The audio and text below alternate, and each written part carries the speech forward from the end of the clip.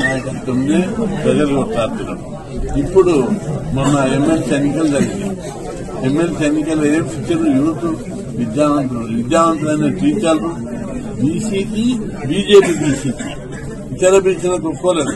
BJP బలపెట్టిన బీసీలందరినీ వాళ్ళు ఎన్నుకున్నారు. ఆ ట్రెండ్ స్టార్ట్ అయింది. వచ్చేది బీసీ రాజ్యం. బీజేపీ వచ్చే ఎన్నికల లోపల బీజేపీ అధికారంలోకి వస్తుంది. తప్పనిసరి బీసీల బతుకులు నరేంద్ర మోడీ నాయకత్వం లోపల బీజేపీ స్వచ్ఛమైన అవినీతికి తావులేని పాలన లోపల బీసీ కుటుంబాలన్నీ అభివృద్ధి చెందుతాయి.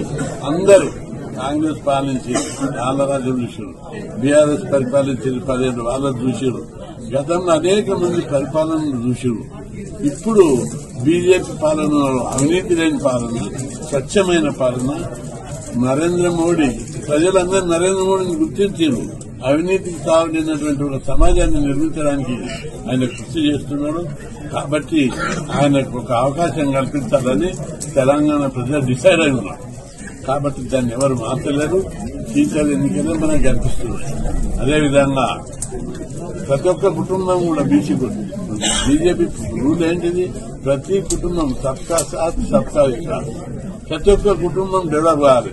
పేదరికం లేనుకుంటున్నారు, నిరుద్యోగం లేకుంటున్నారు, అన్ని రంగాల్లో ప్రజలు అభివృద్ధి చెందాలనేటువంటి ఒక గొప్ప ఆశయంతో ప్రజలు కృతనిశ్చయాలైన ఉన్నారు. మంచి రాష్ట్రాన్ని అభివృద్ధి చేయాలి. రాష్ట్రంలో ఫండ్స్ లేవంటున్నారు. అదే బీజేపీ పార్టీ కేంద్రం నుంచి ఫండ్స్ వస్తాయి, డెవలప్మెంట్ అయితే. ఇక్కడ చూడు, నిన్న పిల్లలందరూ గొడవలు చేశారు. బీసీ హాస్టళ్లకు స్థలాలు